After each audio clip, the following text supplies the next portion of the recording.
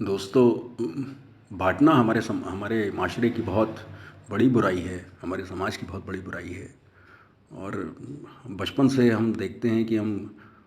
بٹتے ہی آتے ہیں، کبھی گھر میں، کبھی باہر، کبھی سماج میں، کبھی کسی اپنی ذات پات، دین دھرم، ہائی کلاس، لو کلاس، ہم بٹتے ہی رہتے ہیں ہمیشہ۔ اور ظاہر سی بات ہے، روح کو بہت برا لگتا ہے یہ بٹنا۔ آپ نے بھی محسوس کیا ہوگا کہ جب کبھی ہم کسی کو اپنا سمجھنے لگتے ہیں اور وہ ٹوٹتا ہے تو پھر کتنا برا لگتا ہے، اور اس کے بہانے کیا ہوتے ہیں ٹوٹنے کی، فلانا ہے فلانا ہے، کوئی بھی جینوئن کاز نہیں ہوتا، جبکہ روح کے لیے تو صرف انسان ہے،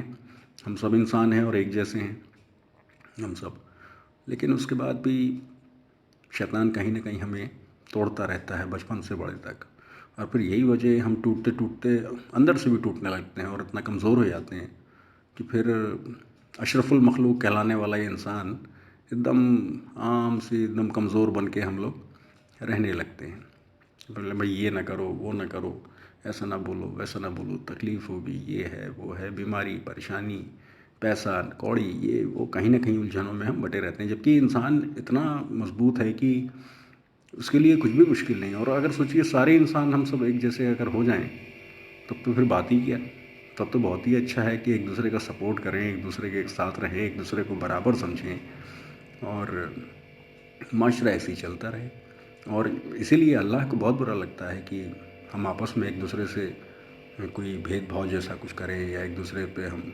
کچھ بڑاپن حاصل کریں، یا کسی بھی چیز میں نہیں، اللہ کو بہت برا لگتا ہے۔ ٹھیک ہے، ہم بڑے ہیں، کوئی آدمی پیسے سے زیادہ ہے، کوئی کوالٹی سے زیادہ ہے، کوئی کسی سے زیادہ ہے، کوئی علم سے زیادہ ہے، لیکن کوئی ہائٹ پرسنالٹی جسم سے زیادہ ہے، لیکن ہم کو سمجھنا ایک چاہیے، ہر ایک میں کوئی نہ کوئی کوالٹی تو ہے، کوئی کسی میں زیادہ ہے، کوئی کسی میں زیادہ ہے۔ اس لیے کبھی بھی اپنے معاشرے میں بٹوارا اور یہ وہ کہ ہم بڑے ہیں، تم بڑے ہو، یہ کلاس وہ کلاس، یہ جاتی وہ جاتی، دین دھرم، یہ بہت خراب چیز ہے، اللہ کو بہت برا لگتا ہے، ایون ہماری روح کو بہت برا لگتا ہے۔ لیکن ہم روح پہ رہتے نہیں ہیں، کوئی بھی چیز ایسی ہوتی ہے کہ جب ہم کو دل پہ لگنے لگتی ہے تو ہم اس سے آنکھیں پھیر لیتے ہیں، اس طرف سوچنا ہی بند کر دیتے ہیں۔ اور یہی وجہ ہے کہ ہم کمزور ہوتے جاتے ہیں، روح پہ نہیں رہتے۔ بٹوارے کا تو اتنا مزدار کھیل ہے کہ